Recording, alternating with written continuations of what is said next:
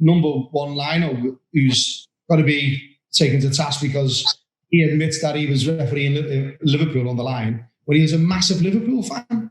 So this guy who's got on his Twitter account walking out on an FA Cup final, I think it might have been the Chelsea Cup final, and there's a picture of him, great achievement, great liner, absolutely no doubt. And then it's next to like how much of a Liverpool fan he is. And I'm not going to take any lessons on morality from someone who goes out and supports his team and then does games for those team, leaves himself open, the whole system open to questions. So you can park that one as well.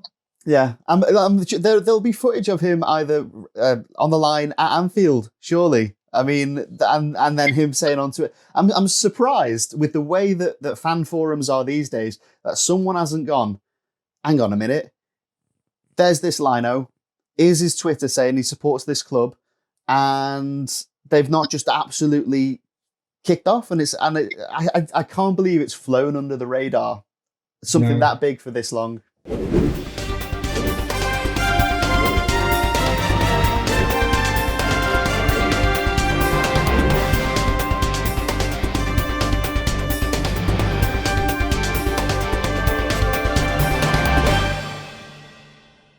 But talking about how things changed from all those years ago when you were doing your tournaments, we get people that are sort of stuck in the past, aren't they? And you think, you know, they're almost like dinosaurs, aren't they? Really, you think when I was on the game, this is how it was, and therefore they'll judge you like they do now. And we've mentioned it before. And I think it's appropriate to mention it because it still goes on now. Is the guy that we call a hackosaurus, who just seems to pick on every single thing a Premier League referee does, and then starts, saying things that get quite personal. Never seems to have anything. He'll sell himself as, I used to run the PGMOL, look how great I am, and then proceeds to act like, a barroom bully, and just it's shocking when you go back to what you said 17 odd years ago, Anthony, and you hope things have changed now.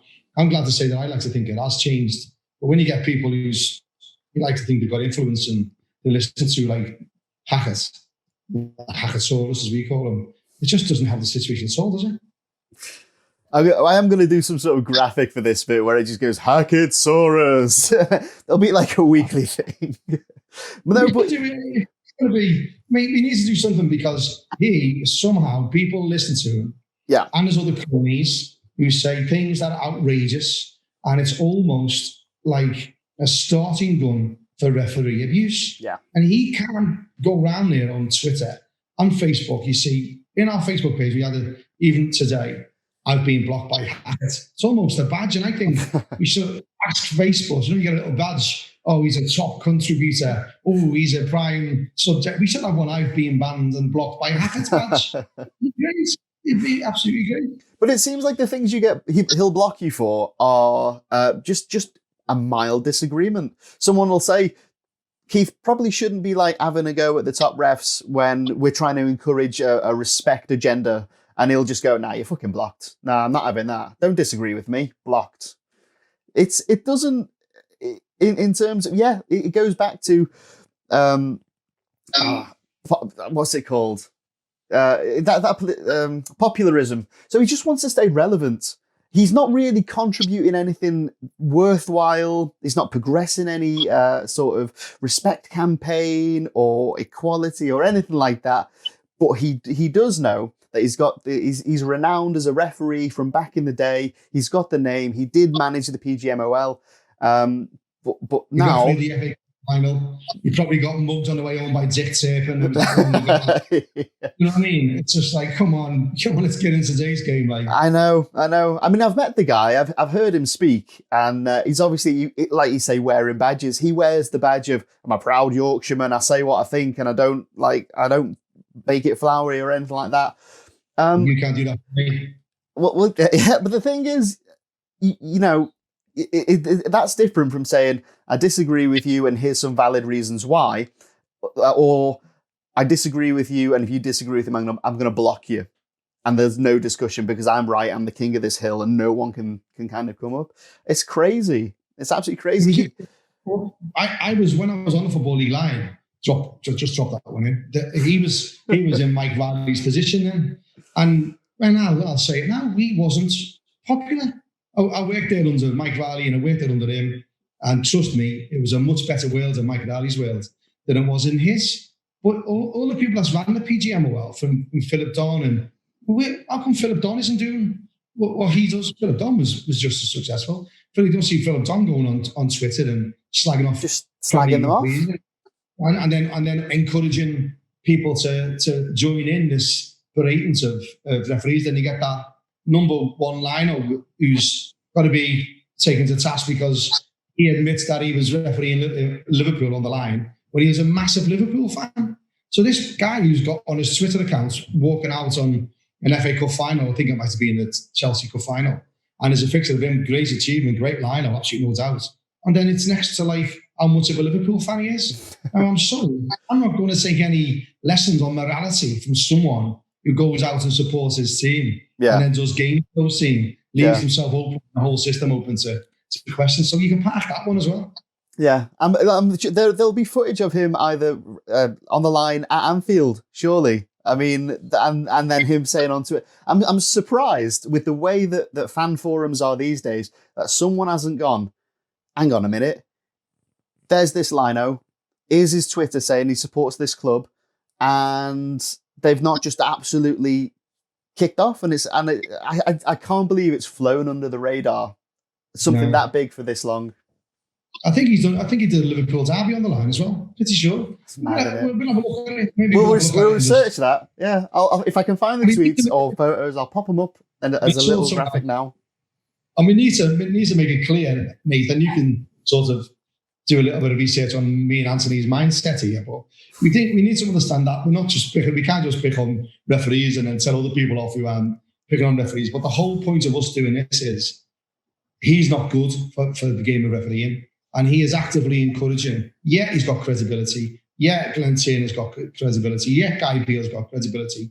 But turn that credibility into a positive experience for refereeing. Yeah. Don't turn it into a conduit to get stick. Yeah. That's where I certainly sit on. I don't know about you, so but that's what I sit on. That's it. If you've got a name, use it for good. Don't you? I mean, it's almost selfish to say I'm Keith Hackett and I'm going to drop this little grenade into the Twitter today to see how many likes I get, to see how many retweets I get, instead of being like, I'm Keith Hackett, I'm going to use my name to progress the refereeing agenda, to progress equality and fairness and respect. He could be doing so much more than I think he is, and he's just using his. Sorry, Tom. Look at the other side of the coin. Bobby Madeley. You know, he left under the clouds. He told us what it was all about. He come out, massive engagements. He is a prime example of someone in a high position in the BGMOL can turn a negative experience into such a positive experience to what he's done to help referees. You know, parents have got in touch with us, said, "Oh, my daughter's, being threatened and she sent someone off," and he's gone out of his way to phone them and support them. Yeah. Now, imagine if Hackett was doing that from game one. I'm not aware of anyone. I don't know anyone who sings his parents his praise apart from his two oppos. I don't know anyone else who sings Hackett's praises. But you have Bobby, who was really honest and open about the situation he puts himself in. But then he turns that into a positive experience. He never slags off referees. He'll go after Hackett, because Hackett goes after him. He goes after other people who's, even Halsey fat shamed him, is how it was framed, because he said he was fat. But Bobby stood his ground, and Bobby's honest and open enough about himself to turn that such a negative experience into a positive experience. And I think Hackett could learn it off from Bobby. Yeah, well, let's just talk about Bobby for a moment, because for anyone watching this that doesn't know, he made a Facebook group called Ref Advice. I'll put a link at the bottom of this video and also in the description. But anyone can join that group, and he will talk about decisions he had made. He'll watch the video. He did a voice commentary for one recently. He was refereeing the Merseyside derby. And it was that one where Bobby Firmino had been pushed off the pitch by, I can't remember who it was. Holgate. Thank you, Nathan. And then it all kicked off because there was an allegation that racial language had been used in around that situation as well. And he did a 20-minute breakdown video of that one incident. And just in terms of doing that in the first place, that's brilliant. Having a top referee going through his mindset in that moment, everything that led up to it, what he was thinking, what he was planning on doing, moving through that situation as well. To do that and to do it for free, and to say, and also anyone else that wants to ask me about any other questions I've made regarding decisions in football matches in my career, you can just drop them into that group. So like I said, I will drop a link to that group, because if there's about 1,500 people in there at the moment, it's a really useful tool just to get into the to the brain of Bobby, if you like. But no, yeah, you need the view, innit? Yeah. I've seen a marked. Well, I say marked. I've seen somewhat of a position, I think, from sort of the PGMOL. Well, I'm guessing it's coming from the PGMOL. Obviously, Bobby wasn't under contract by the PGMOL when he did a lot of the things that he's done. But obviously, we know he's starting a contract with the PGMOL shortly. Once the football season, new season begins. But obviously his brother has done videos with local football clubs in West Yorkshire. Him and his brother have done videos, and I've seen a lot more video content coming from his formal video content, not personal. In terms of them sharing some things personally. You see, I think the National Young Referee Development Team do a wonderful amount of work with in terms of getting questions to referees, questions that grassroots referees who aspire to get to the levels that these officials are at, they want to know. They want to know these little tidbits that are vital little things that give them pointers. And I do think that the referees have become a lot more accessible through these channels. And it's not just that; there are other channels as well where they've and it's not just them coming on and being instructional as well. Sometimes it's having a laugh. I know that when Bobby and Andy Madley, I think it was Brighouse Town Football Club that they did videos with, which is obviously a club quite local to where they grew up and started their refereeing careers at grassroots level.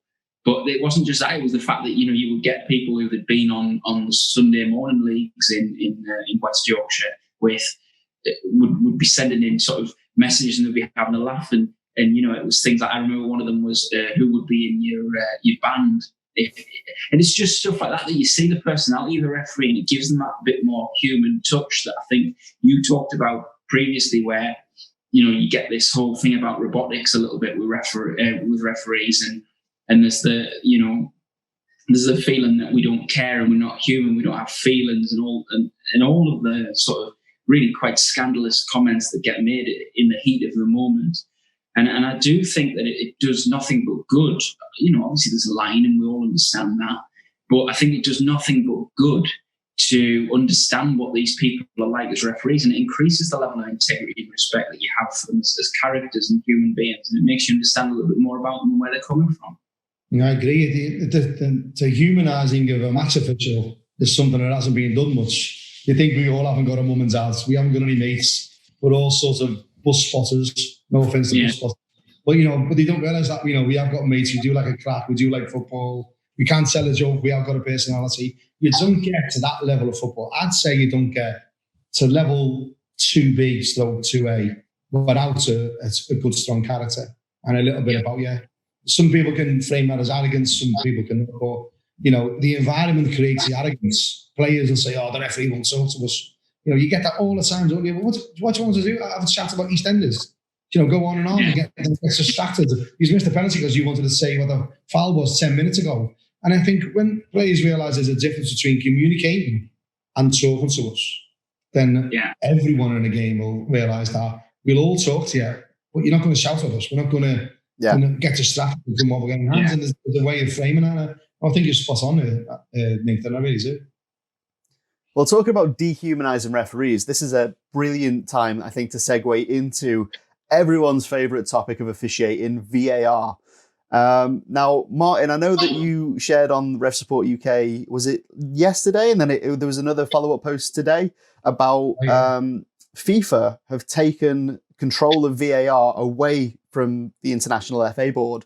In a sense, to frame that in a wider picture, Pierluigi Collina, FIFA's top ref, has taken it away Yeah, yeah. Oh. That's yourself what you say.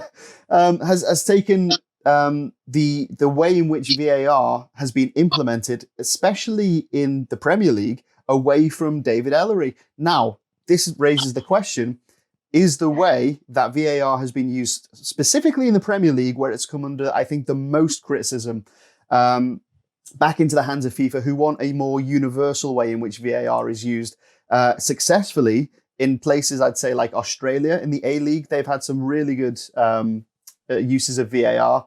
And I think that involves the referees relying less on the decision-making of people who aren't in the VAR bunker, I think they refer to it, and more just going to a monitor on the side of the field.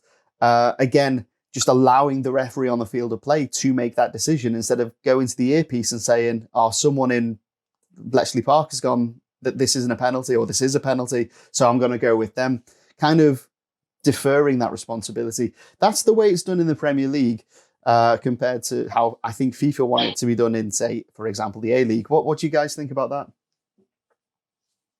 Well, sorry, Nate, go on, mate. Well, I think there's two things here. One of them is, just to pick up on what you said, Ant. I have sort of a friend of mine who's a big Porto fan, and actually he keeps saying to me, have you seen the way that these Portuguese referees are doing VAR? And they had it, I think, the season before us.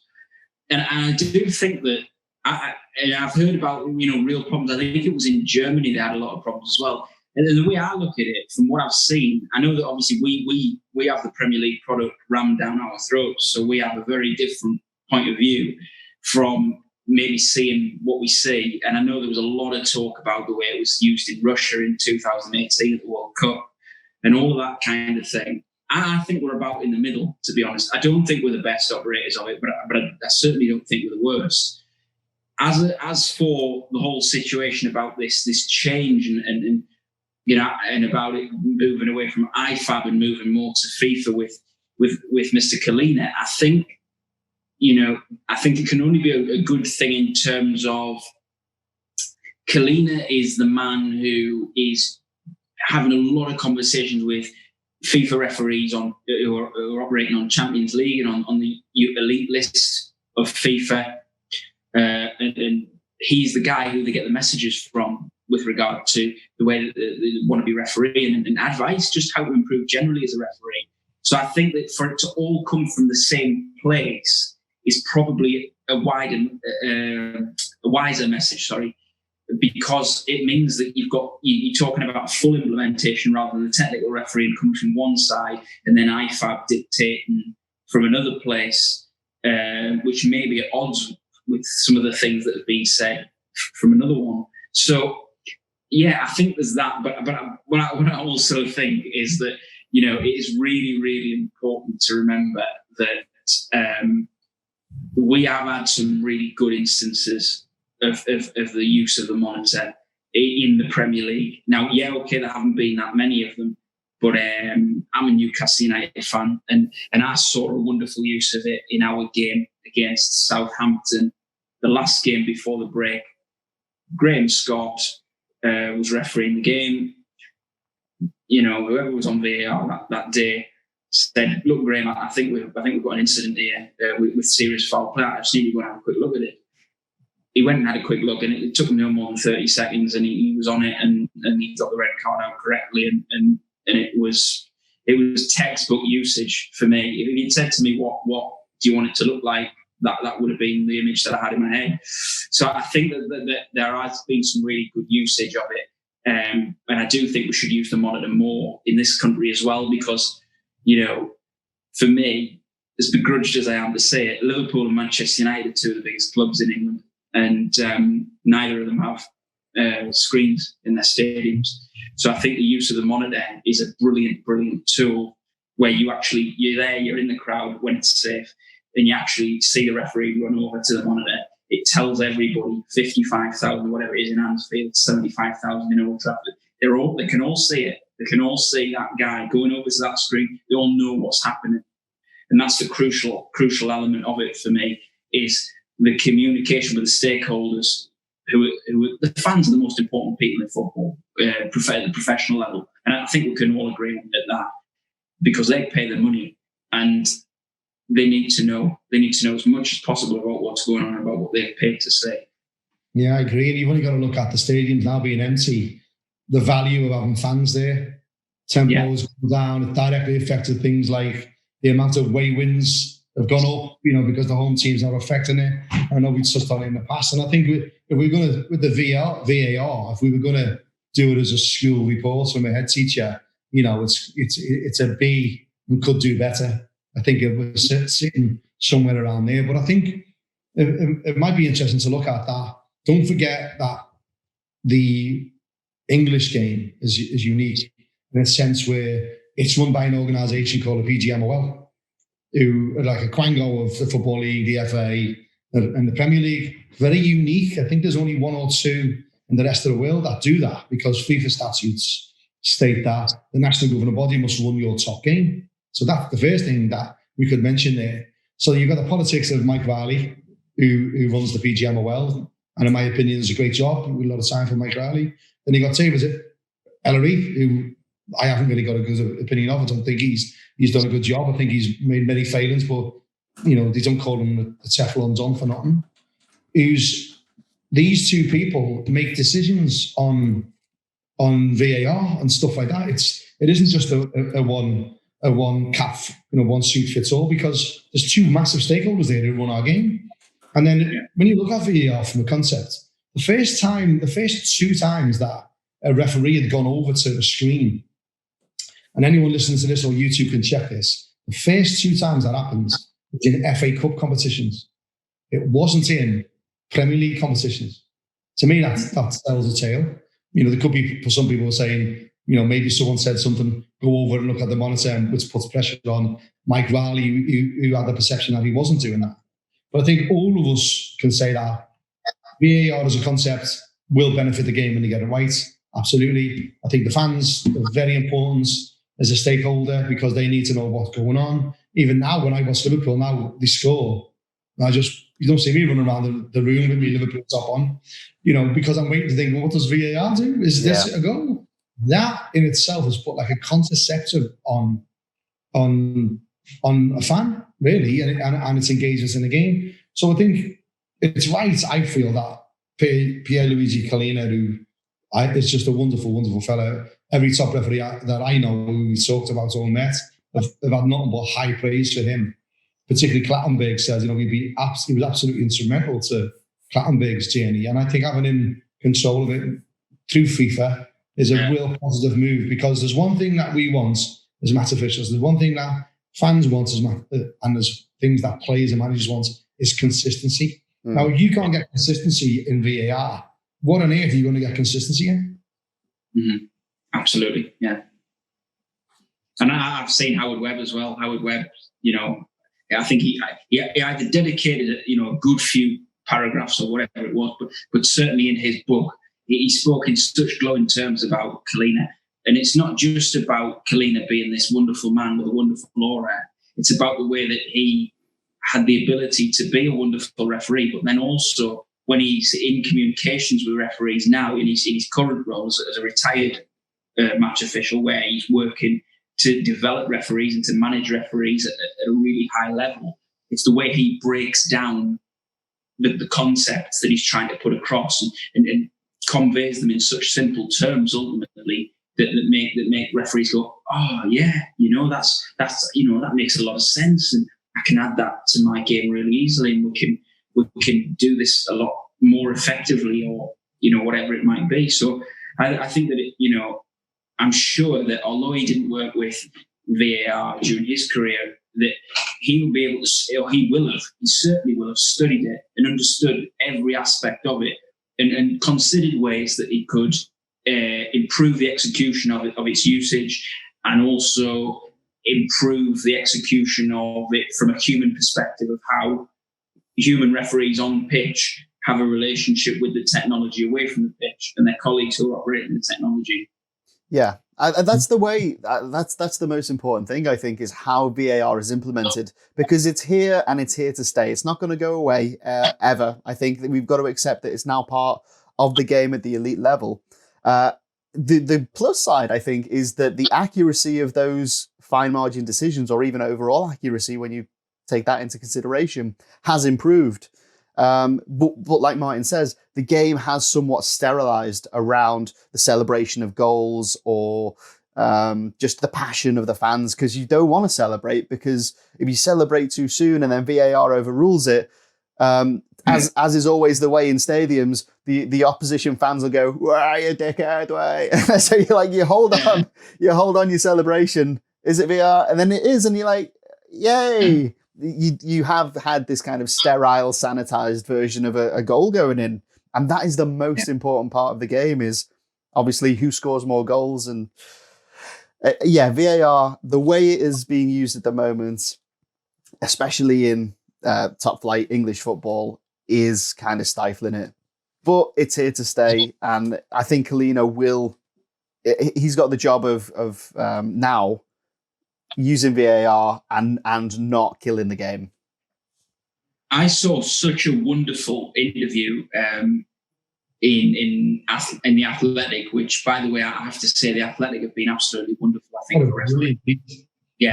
great, absolutely. Yeah, and I saw a wonderful piece with I think I'm correct in saying it's a Danish referee who officiated the Ireland-France game with the Thierry Henry handball, and we all know how it works for referees. When you're in qualifiers, it's not just the teams that are looking to qualify; it's the referees that are looking to qualify for the major tournament as well. They want to be there, just the same as the teams. And he and his assistants as a team were in the running for, I believe it was Euro 2008, I think. And this incident with the handball happens, and it's completely out of the view of the assistant, because I think he was far side in relation to where the incident took place. It was at an angle which unfortunately obscured the view of the referee. And, he's coming off the pitch, and he's thinking, well, was it or wasn't it? Because obviously the Ireland defenders have appealed.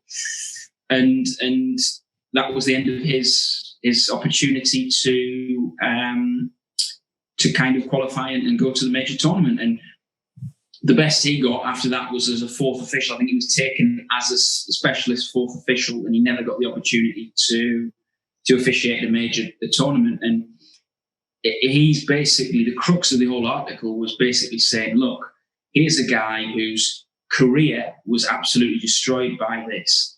He was living in an outpost of Denmark, I think it was, and he was so delighted that he actually was, because of all the coverage. Even when he went to shops and things, everybody knew who he was, and there was always this conversation, and he had to carry it. And he talked about how his career ultimately kind of fizzled out after that. I think he retired only a couple of years afterwards. But the crux of the whole article was talking about, well, the difference that it would make if VAR had been in there. And so I think the ultimate crux that we need to say is, whilst obviously referees don't get to the position where they're using VAR because they are good referees, they're really good referees, that's why they're there, and that's why they get the opportunity to use this technology, and it's at that level. But it will save careers, and we can't be under any illusion that won't be the case, because there is going to be the one where it's too far away from the assistant, and it's on the wrong side from the fourth official, and it's at an angle where the referee can't see it. And the technology will save a career eventually, and it would have saved his, unfortunately. But such is the nature of football. That's a good example of what we said earlier, that managers and players think that referees aren't held accountable, and that we don't think of our game. And it's a good example that obviously he was accountable for that mistake. But someone like Gareth Southgate can miss a penalty, knock us out of a competition, and he ends up England manager. Similar size mistake. Do you know what I mean? It's like this sort of where we sit in the grounds of accountability. Fans want us to be accountable, but someone gets a silly second yellow card and they get clapped off, or unlucky mates. A referee gets a throw-in wrong, and 5 minutes later results in a goal. They blame the referee for that throwing being wrong, and he's castigated for forever. Yeah, it's just this sort of accountability discussion is a big one. I think we could go on a lot about. Yeah. Well, we're almost at the hour mark, so I'm gonna start wrapping it up. Just in terms of the episode.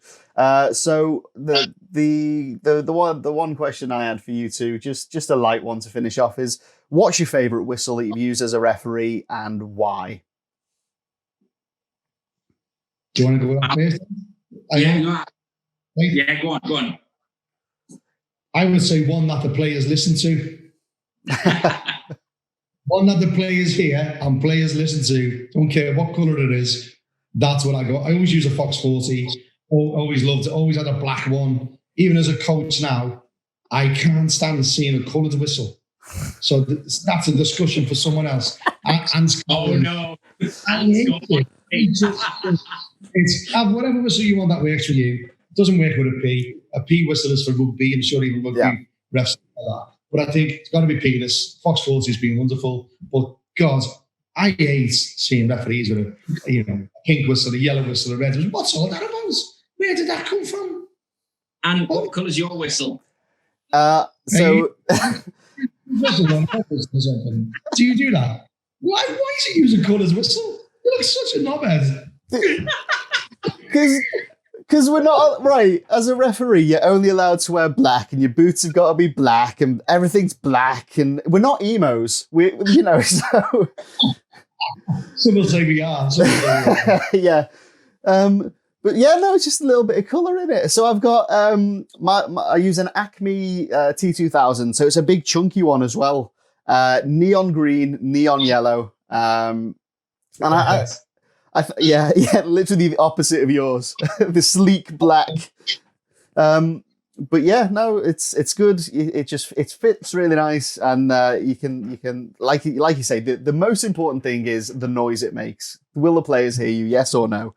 And I think before we move on to Nathan, the question I would ask you both, particularly before you've answered this question, Nathan, is do you want to see a coloured whistle above conference level? Yes, Andre Marinic one. What colour does Andre Marinic use? Green. Nah, listen, Anthony. Put in with a green whistle on. I'll stand corrected. I can't remember seeing him. I'll find. Yeah, no, I'll find that, and I'll be like, yeah, no, if it's good for him, then cool, it's good for me as well. Well, he's got to. Sorry, here's me saying about don't have a colours whistle. A referee that wore shin pads for the season and a half. No, he's got a green Fox 40. I'm with you, Martin. I've got a black Fox 40 because I'm a traditionalist. I'm a serious referee. I take it really seriously. So yeah. Oh no. To be honest, I've never used anything else.